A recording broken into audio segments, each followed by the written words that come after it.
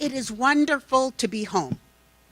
University of Dayton is where I learned how to be a professional, where I learned how to be an educator, where I learned critical thinking, and where I learned about giving back to community. I also learned at the University of Dayton that this was a place where curiosity brought rewards and challenges, but was always addressed. And I hope that is your academic experience here. So tonight we'll talk about ethics. There will be no answers. We will just figure it out as we go. Culture is like the air around us. Each of us experience it differently. Ethics is conduct, how we conduct ourselves in the culture of which we live, how we conduct ourselves as students, how we conduct ourselves as administrators, religious, lay, faculty, community members, the ethics of business conduct. So I hope this presentation is going to bring questions. So please, we'll have an opportunity for Q&A, and I want you to push me, and I'm going to push back, because that's how we learn. So an incredible educational philosopher, John Dewey, talks about we only learn when there's dissonance, when there is discomfort. That is our best time to take in new knowledge. So when we talk about ethics, it's personal.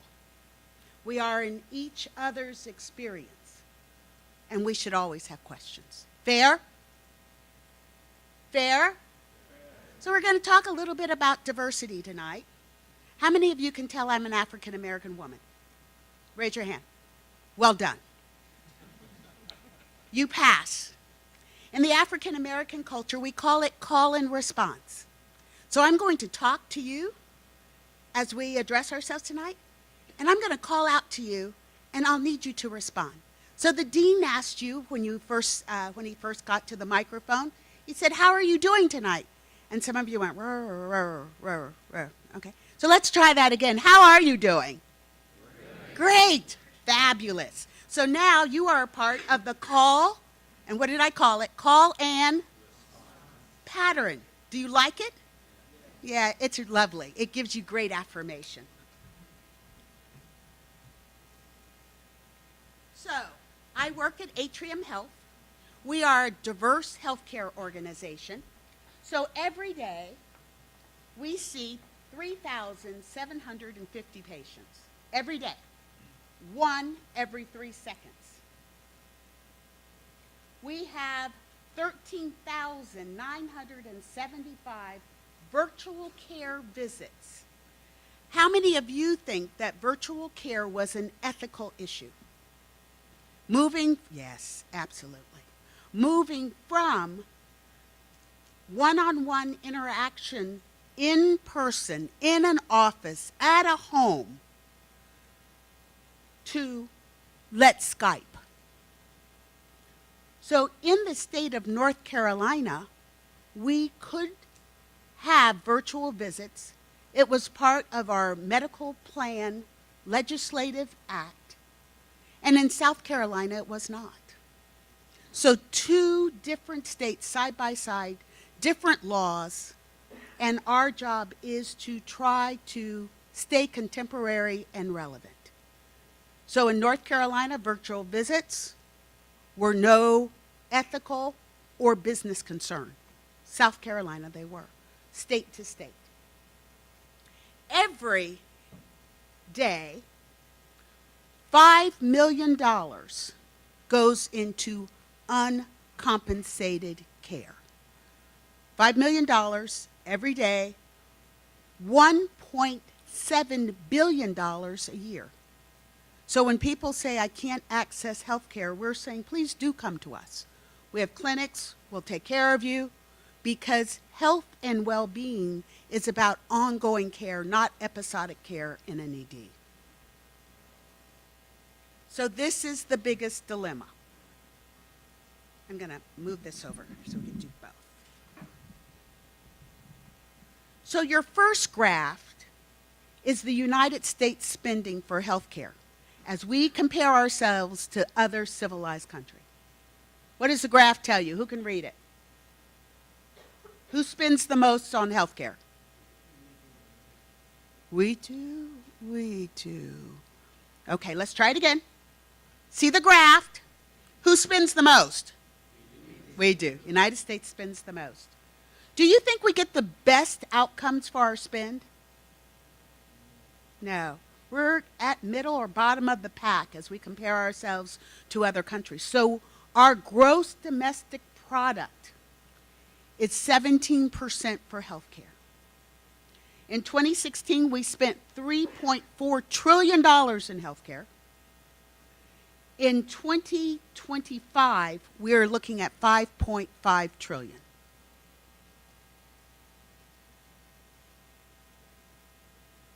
What's the ethical dilemma? We are spending more than any other country with less than satisfactory results. We can talk about how we can do better, right? So now I want to tell you a little bit about me. So of the 6 adults in that photo, do you see those lovely grandchildren? Those are the most loveliest grandchildren ever. But of the 6 adults in that photo, there are 9 credentials from higher ed. 3 of them come from the University of Dayton. So a third of our academic credentials come from UD. We are a UD family. We have long UD history. And the reason that I came here tonight is because Dick Glennon has been a part of our family relationships for as long as I have been married, 44 years. The most important part about UD is I can tell you all about Atrium Health, but I can also tell you that as a country, our spend is too much and our outcomes are not good enough. Because here we have critical thinking. And I'm looking at you going, and you will have the opportunity to find solutions and resolutions if you so choose to participate. Your education here is a gift and it is a blessing. Use it wisely. I am originally from San Francisco. So, as you start putting things together, as you observe, you create your own story, correct? African-American woman from San Francisco. Anybody want to yell out my political party? Just yell it out. Yeah, and you're right. You're right. Because sometimes those assumptions lead to correct answers. Sometimes they do not. And when they do not, we just have to apologize. Correct? But as a leader, will you have to assume? Can you stay safe? Can you? Can you have absolute perfection in your assumptions all the time? No. It's about recovery. It's about taking a risk, understanding you have the ability to think critically, and giving it a try. So obviously the University of Dayton was very important to me, and Carolina's healthcare system, Atrium Health, will be where I will retire from in the next 60 days. I've had a remarkable, incredible career. None of it planned. None of it.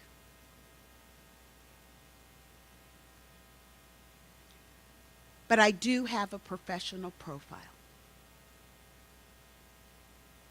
How many of you can look at me and say, you know what, I think I'm going to tell her an off-color joke? Raise your hand if you think that would be a good idea. No? Yeah.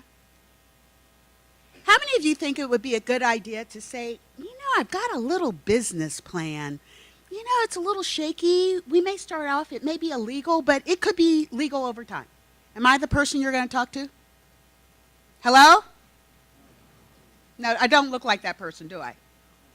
So as we talk about business ethics, from this day on, When you get pulled into the wrong conversation, you should ask yourself, what about me gave them the impression that I was an okay person to have this conversation with? Will you do that for me? What about me? What did I say? What did I do? How did I look? How did I get there? Right? So this is Chris Daniels. In 1996,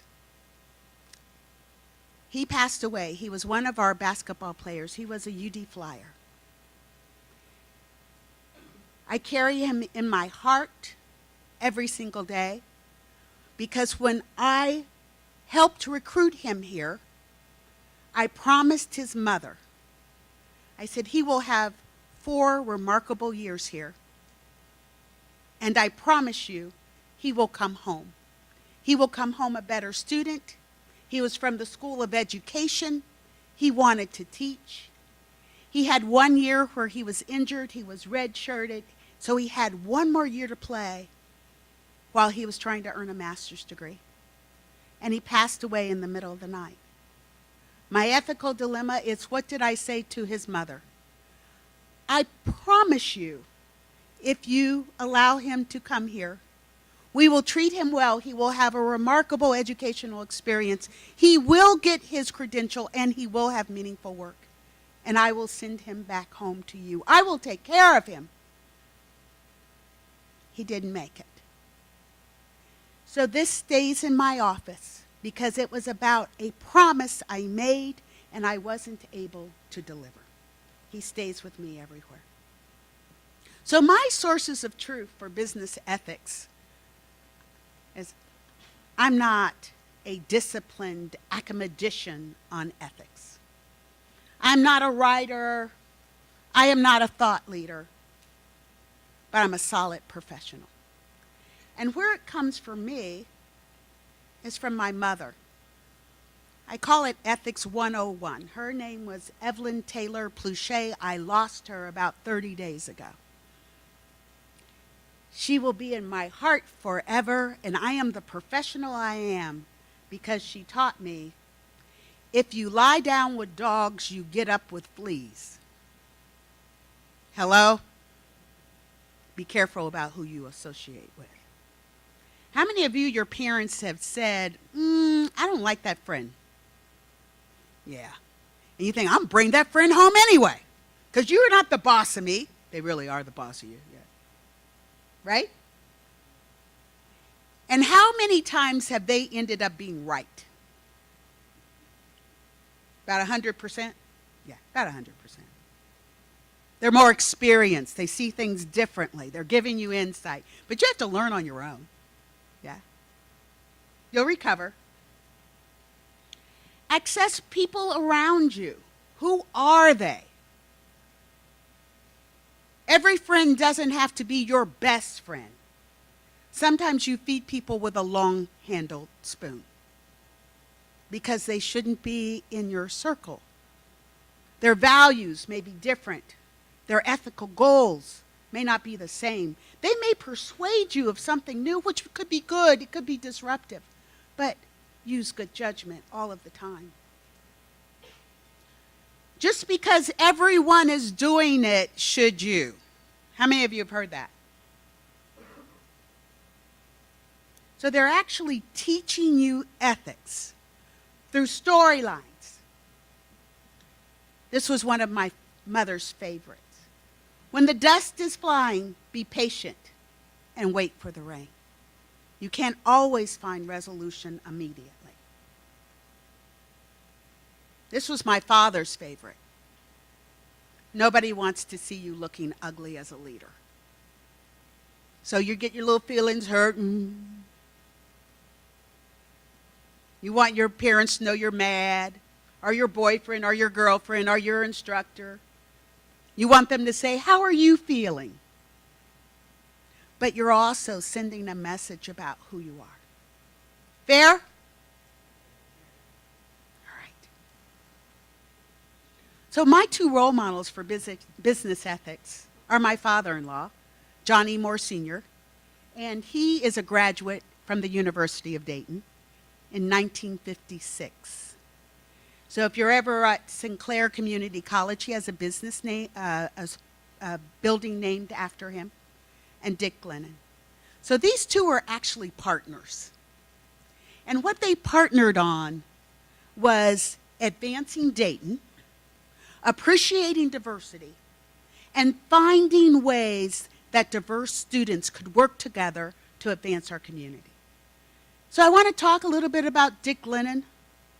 Dick Glennon partnered with Wilberforce University, with the University of Dayton, and sent students to Israel, so we would have a better understanding of the Israeli and Jewish conflicts.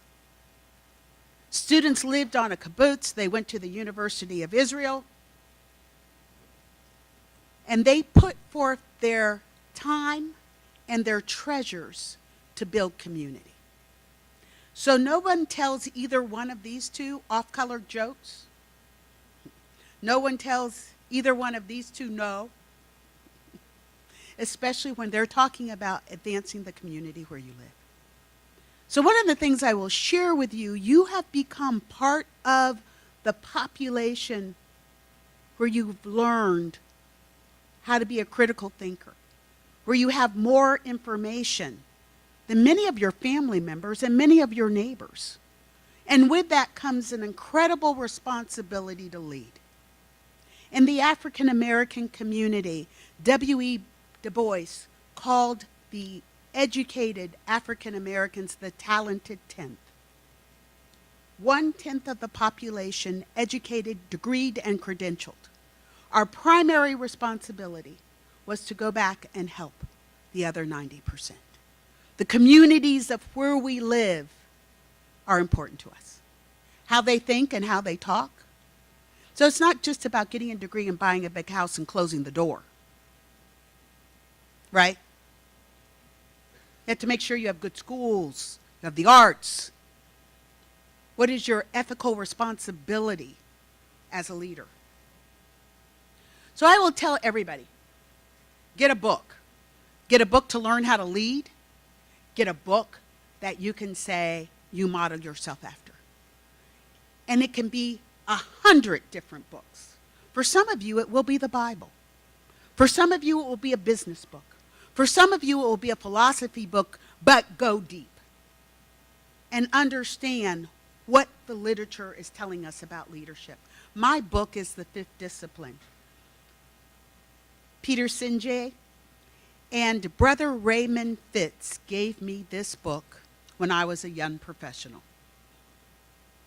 Because I had read in the Chronicle of Education 25 years ago that higher education had the reputation of bringing young African American males into their sports programs, connecting the revenues, and no graduation.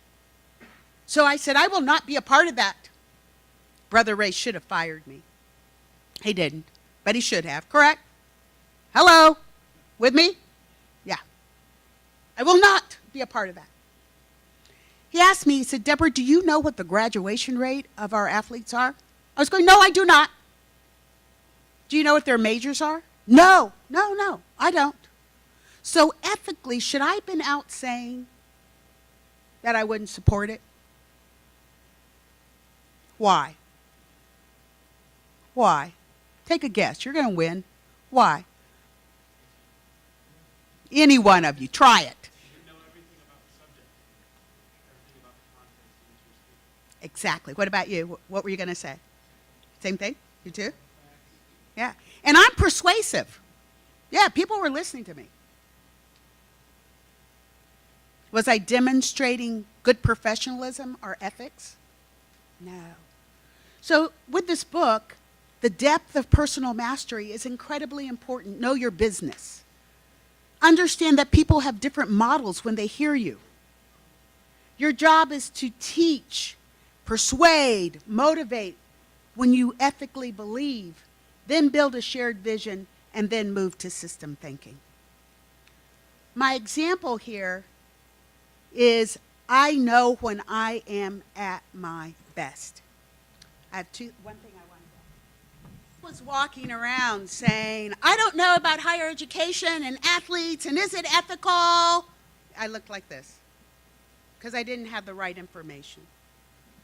I got better information, and I became a responsible administrator.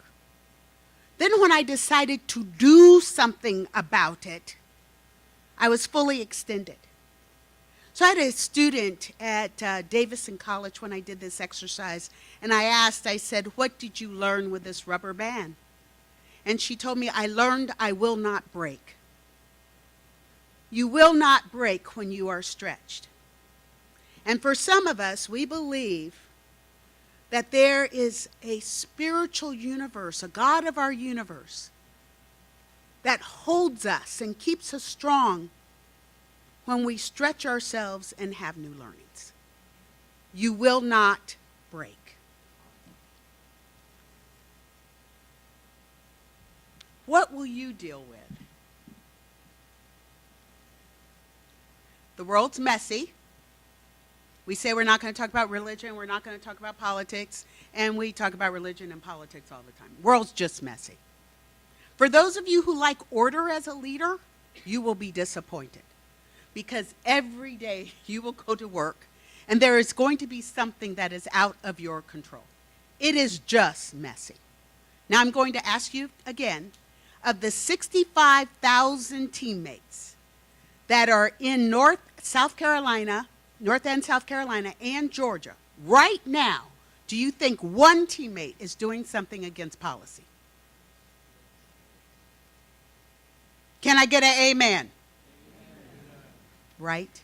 Yeah. And it happens. It happens. So as a leader, you deal with a messy place. And it can have disruption. Disruption can be challenging and rewarding. Innovation will bring us new thought. Innovation also brings us ethical questions. Part of your role as a leader is, can you predict and forecast? Can you look at the situation and say, this is going to be a problem, we will need to address it this way, right? So Friday night, University of Dayton has, well, it's changed that you're all here, yeah. So when I was associate dean, what would I think about Friday night at the University of Dayton? Anybody have a clue? What do you think about? I'm the dean, associate dean, Friday night, University of Dayton. Everyone studying, is that it? Yes. What would I think about? Somebody take a chance. Party. Brother Victor knows. What about one of you? I'm associate dean. I'm living 5 miles from here. Oh, I'm thinking everybody has their books and they're in bed and they turn their lights off by 9 o'clock and the world is perfect, right? There will be disruption. What I learned about while I was here is socially responsible investing. Because as students, you came to the university and said, are any of our pension funds, do they have investments in South Africa? And we were dealing with apartheid, a break of the races. And as an administration, we addressed the students, and at the time we were. But we decided that as a Catholic Maronist organization, we would be very thoughtful about socially responsible investing. The problem is gambling and alcohol, smoking and guns are always a good buy. We call them sin funds.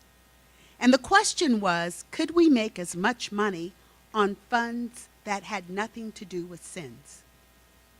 And for years as business leaders, we have worked on the investment of those funds. Ethical dilemma, Catholic.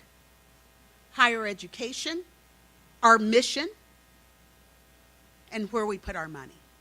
Students led us through that change. Right now, another ethical question.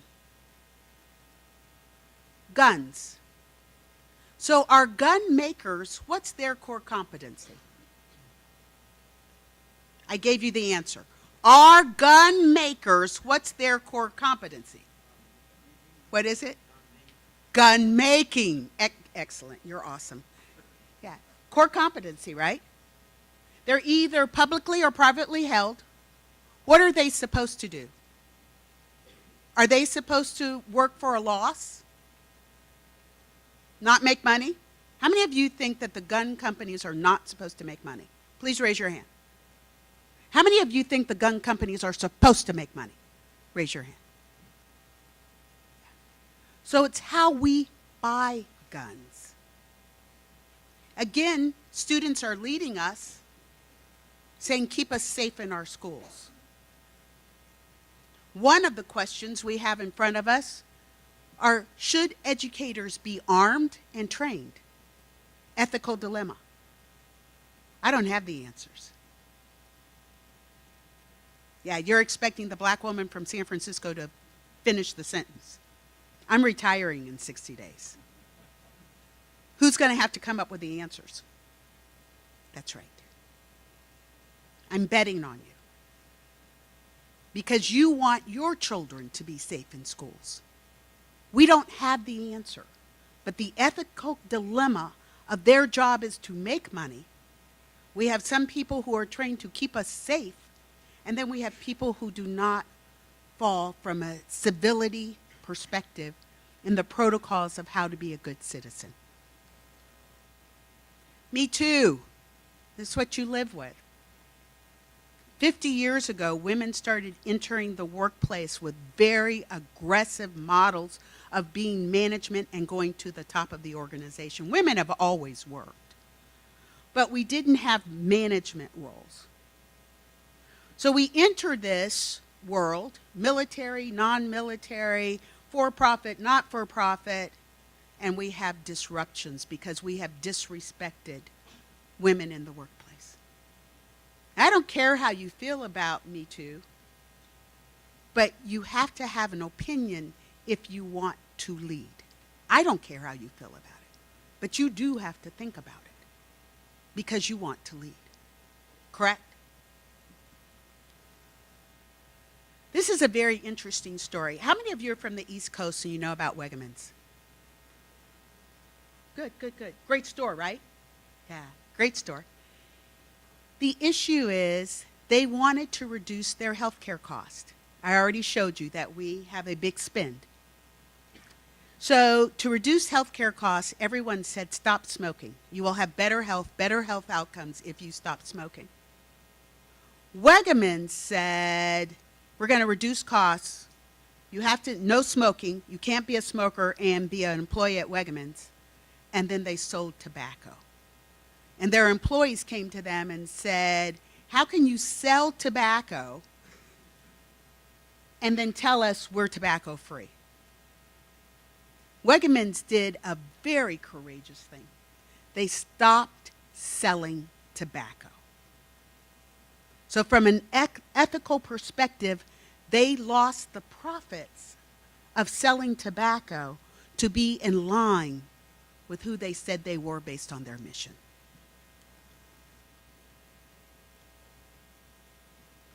Elizabeth Holmes. Do you know who she is? Anybody? Yes. That's what they said. She was going to be the next Steve Jobs. We were all excited because she developed a process where you could take just a prick on the finger, a drop of blood, and do all of the lab testing. She was making millions. She believed her own press. It was a fraud. Where's the ethics? Key point for you, never believe your own press. You could be on top on Monday morning at 10 o'clock and on the bottom Monday at 4. Stay true to your beliefs. It would have been much different if she had come out and said, I was wrong. She is being sued for millions of dollars. She is not the next Steve Jobs. She didn't control her narrative. She didn't keep her profile. And she may still recover.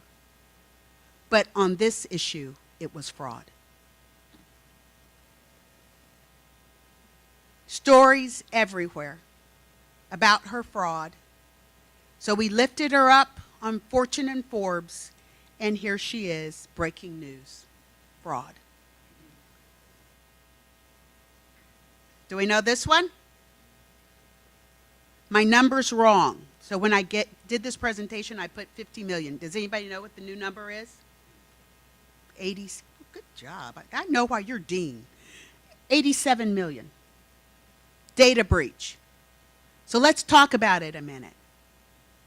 Did Facebook start as a connector for politics?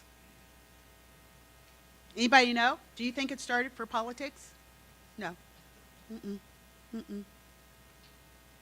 Did it start as a analytics model for prediction? No. Mm-mm. How did it start? Started as a Harvard connection. Students would connect and then it spread to schools eventually. Interested students finding connections. It wasn't even a dating site, was it? Mm-mm. And it grew and grew and grew. So this is a disruption unplanned. So when you hit your fall as a business leader, the most important thing is to tell your own narrative and to say you're sorry.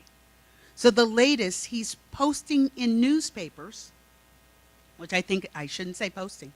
He is buying ads in newspapers and in print saying, if you can't trust us with your data, I apologize, and we shouldn't have it unless we know how to use it. So what did he do different from Elizabeth Holmes? Oh, do you think I'm the only person working tonight? I am not the only person. Can anybody answer that? What was the difference?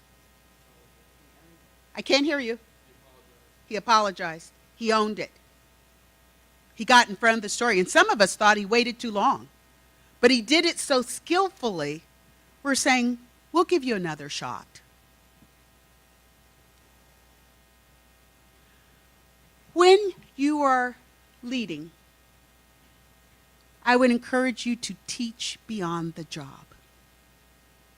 As employers, as leaders, as managers, you will be working with people their best waking hours of the day. Teach civility. Teach diversity and inclusion. Teach spirituality if you are in a setting that can do that, such as the University of Dayton where I worked, or Catholic healthcare, or Methodist healthcare, or faith-based. When you have that setting, teach. Don't be afraid. And sometimes you'll be wrong, but I promise you, you will recover. I am the perfect example of recovery. I am an absolute outlier. But my career has been extremely rewarding. So every new teammate prepares a backpack that goes into a family that has low socioeconomic status, and they may not have food for the weekend. What am I telling that employee when they come to our health system on their first day when they're packing a backpack? What message am I sending? Think about it for a minute. I can pause. Anybody? Want to try? I can point. What message am I sending?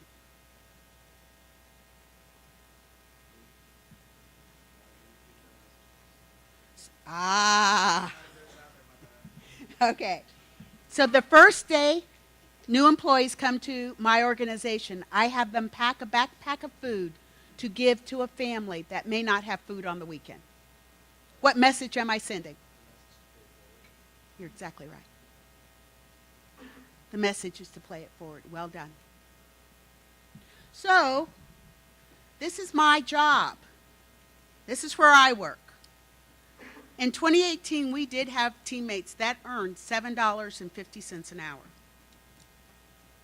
Because I was developed at the University of Dayton, and I knew I could speak critically, and we were talking about economic mobility and development, we said, this is an ethical dilemma.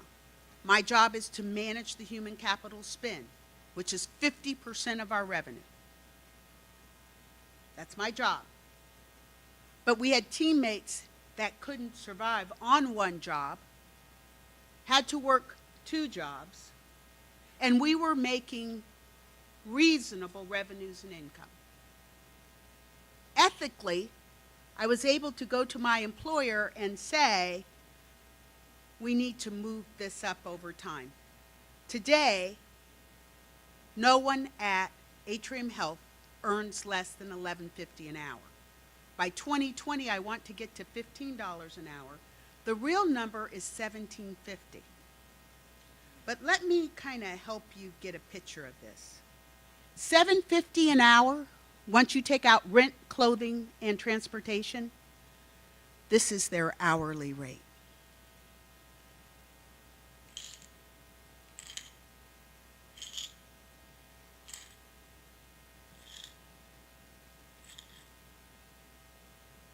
$5.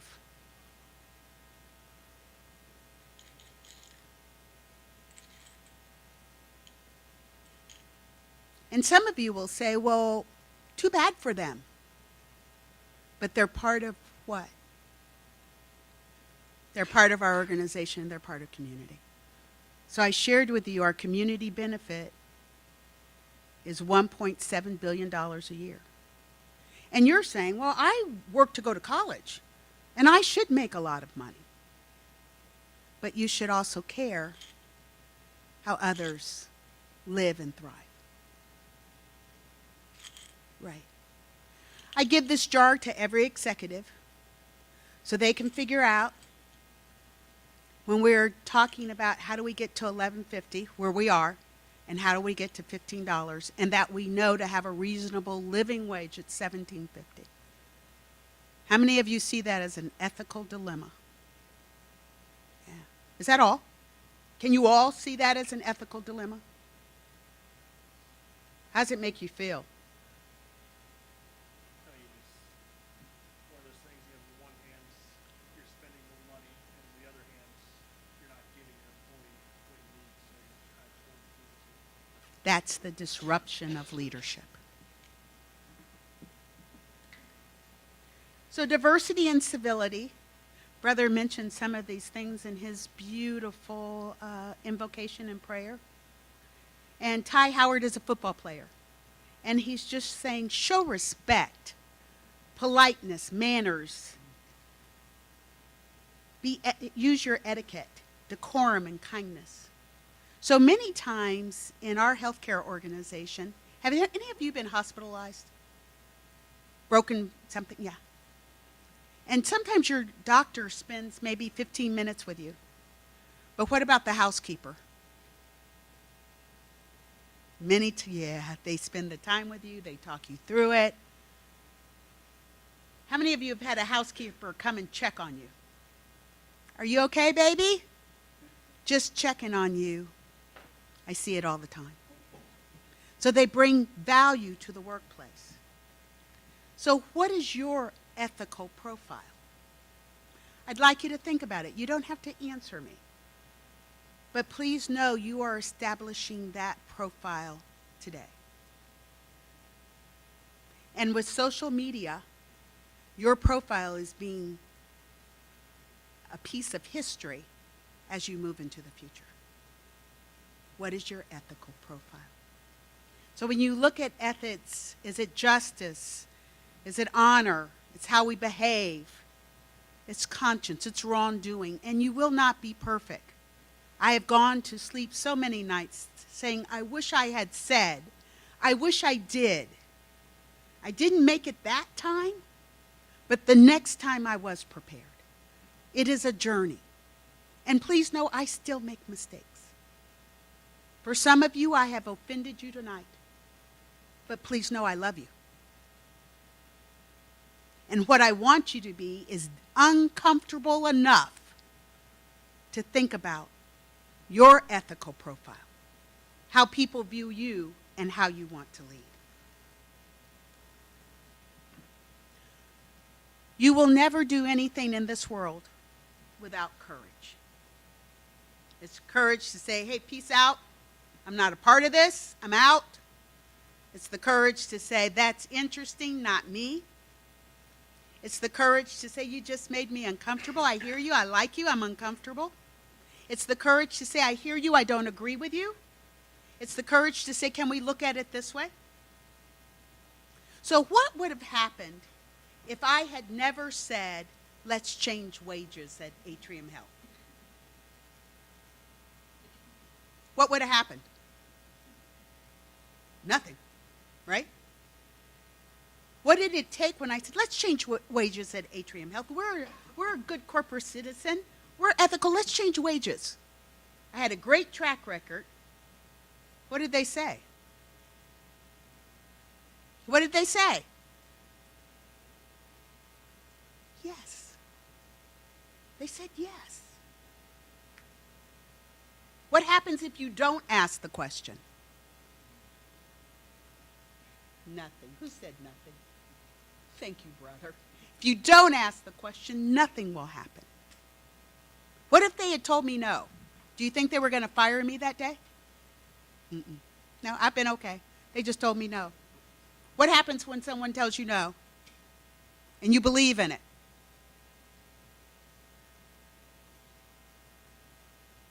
So when you ask your parents for the car and they tell you no and you really believe you need to go out, do you just leave it at that time or do you come back again? What do you do? How many times? I'm a mother. How many times? And then we say, take it! As many times as it takes. Maya Angelou would have turned 90 this week. She was a great woman, a national poet laureate. She was a translator. She helped us understand culture. She did it with words and she did it with beauty. I'm good with this. Do the best you can until you know better. Then when you know better, do better. I end tonight with that quote. Thank you for listening. Please be thoughtful.